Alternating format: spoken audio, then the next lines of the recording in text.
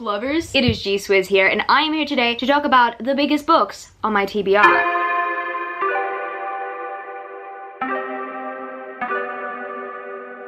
This is a 7 on Sunday. 7 on Sunday is hosted by me. I will link the Goodreads page down in the description where you can check it out, and then you can also participate in a 7 on Sunday in the future. This week's topic is inspired by the fact that I need to get to some of these thick books. I just haven't yet, and I definitely want to. And some of these are kind of like speaking on behalf of their series. I'm not necessarily going to be including 2 books from the same series if they do kind of involve similar page count. I just decided I was gonna grab one from each of those series. And yeah, I'm just gonna go through them. They're like totally out of order because I actually haven't memorized their page count, nor have I written down their page count. But what I did was went through my bookshelf and then checked the page count of my thickest books. That's where we found out and determined what were my thickest books on my TBR. I guess without further ado, let's get into talking about some of these really thick boys. So the first book that I've got to mention that is on my TBR and is pretty thick is a book that is around 654 pages, and that, my friends, is The Dragon Republic by R.F. Kuang. You guys are wondering why the dust jacket is slightly up, and I'm keeping it that way. It's because I accidentally ordered the UK hardback edition of The Poppy War, and I ordered the US hardback edition of The Dragon Republic, which means that they're different heights. They're hardbacks with the same cover. You know what I did? I just keep doing this, and then they match on the shelf.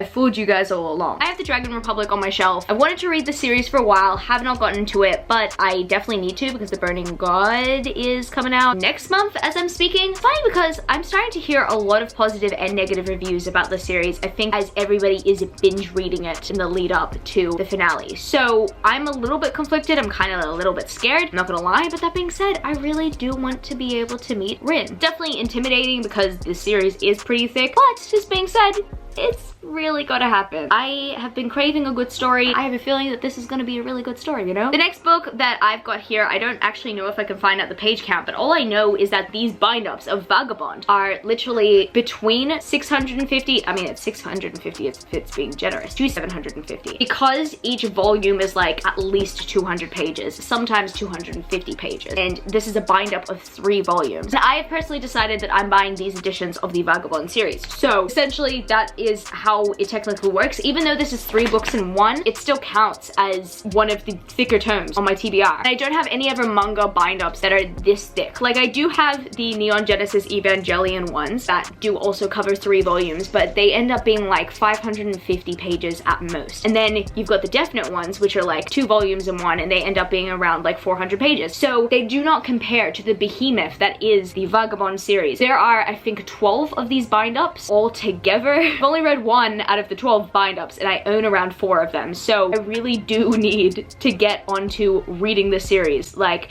ASAP. Also, it's a very good series as well, so of course that's another reason why I want to read it. The next book that I have on my TBR is Jade Ward by Fun to Lead. This clocks in at 587 pages, just under 600 here. I think this is probably going to be the only one on my TBR here that's going to be under 600. This book is definitely thicker than Jade City, but I actually want to reread Jade City before going into Jade Ward, because as much as I did like Jade City, I didn't like it or remember it as much as everybody else did. I've honestly forgotten almost everything that happened in that book, to be honest. I think I want to read it at a time where I can take my time for it, because I ended up reading it for a readathon, and I feel like everybody tends to enjoy this world a lot and live in it for a time. Obviously, I see a lot of incorrect tweets about the series, or I see a lot of people thinking about Hilo and the rest of the gang, you know, and that's cool and stuff. A lot of people spend a lot of time in this world, and I feel like I just brushed past the first book and brushed past the world in total. So I really do want that to change. I don't want to brush past this world. I want to live in it. Like, I want to be able to live in the moment and read the book without having to be competitively reading it for a readathon. I wanted a better reading experience, so I'm gonna give myself a better reading experience and then go into Jade War. So that's the reason why I haven't gotten to Jade War yet. I want to reread Jade City. Let's mention the thickest out of the thick boys. Like, when we're talking about thickest, we're talking about like over 1,000 pages thick. Jennifer Strange and Mr. Norrell. Now, everybody's talking about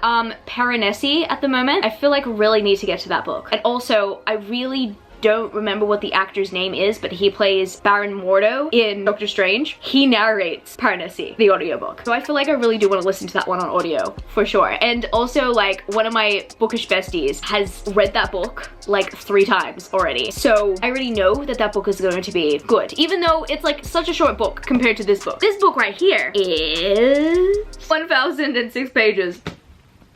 Wow. So happy that I ended up getting the Bloomsbury Modern Classics edition. I ended up finding this at a bargain bookshop here in Sydney, Basement Books, who are currently going to be shut down for the next 6 months, which is really sad because they're relocating. But at the moment, due to what's going on with the world, they don't want to just open just yet. Like, they want to wait till things have picked up. So good, Basement Books is not leaving us completely, but they are relocating, and it's kind of like really sad. But anyway, I ended up buying this from Basement Books for like really cheap. I probably got this for like 10 bucks. I have a friend whose favorite book is this book right here. I'm really scared of going into it, I'm not going to lie, because I've recently seen some reviews go around saying that it should have been a 200-page book. Okay, we'll see how I go with that.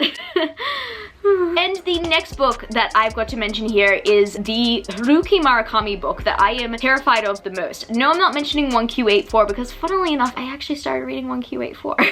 And also my editions of 1Q84 are split into 3. So as much as I can say that that book is over 1,000 pages and it's on my TBR, it's actually currently being read. I don't know whether to classify 1Q84 here, but I'm actually talking about Killing Commendator by Haruki Murakami. Now, I didn't actually check the page count of this beforehand, but I do know it's probably one of the thickest books that I have on my TBR. Yeah, it's 679 pages. Also, like, that font. I'm actually the most intimidated by this book, not necessarily because it's long. I have read long Haruki Murakami books. I've read The Wind-Up Bird Chronicle. I've started 1Q84. I've read Kafka on the Shore, which is my favorite Haruki Murakami book, mind you. I am not necessarily afraid of his thicker books, but I am afraid of Killing Commendator specifically because the reviews for it are not as promising as the other books from Haruki Murakami. In fact, I've noticed a lot of people are very critical when it comes to his most recent works, in a sense that they just don't have the same kind of magic as his old works. At the moment, I'm living in the days where I'm only experiencing his older works. I have not read the Colors Zukaru Tazaki yet, and I want to, but that's also one of his most recent novels, and there is a lot of criticism surrounding that one, but there's even more criticism surrounding Killing Commendator. So I am a little bit intimidated by it, not just because of its size, but also because of the reviews and the criticism. Regardless, at least I have something on my TBR by Haruki Murakami because I'm going through his novels very quickly. And the next book I'm going to mention is from Audrey Gray, and that is Kingmaker, which is the 3rd book in the Kingdom of Runes series, and this book works out to be 615 pages. It's so funny because this book is significantly thicker than the other 2 books, and so I was wondering, like, okay, why is this one like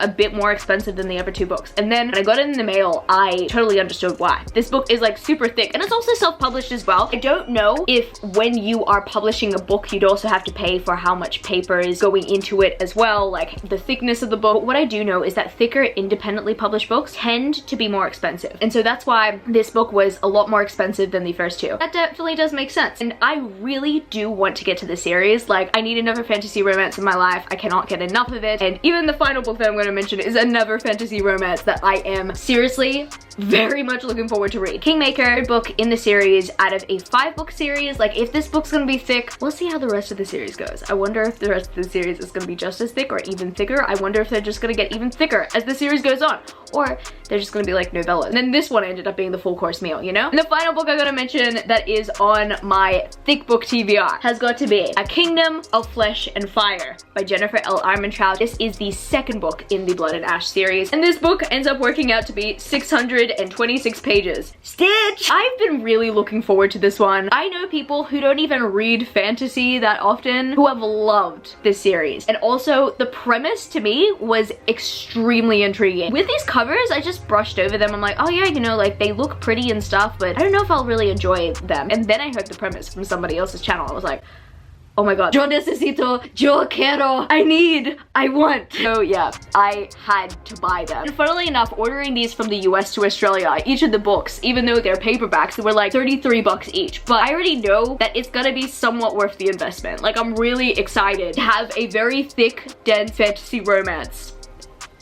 New adult. I guess that's gonna be it for this video today, book lovers. Hope you enjoyed this video, and don't forget, if you did, give it a thumbs up and subscribe to my channel if you haven't yet already. And also, I have social medias. I'm at gswizzelbooks on Twitter and Instagram, and I'm also at Goodreads. That's www.goodreads.com/gswizzle. I love you, book lovers, and I will see you later.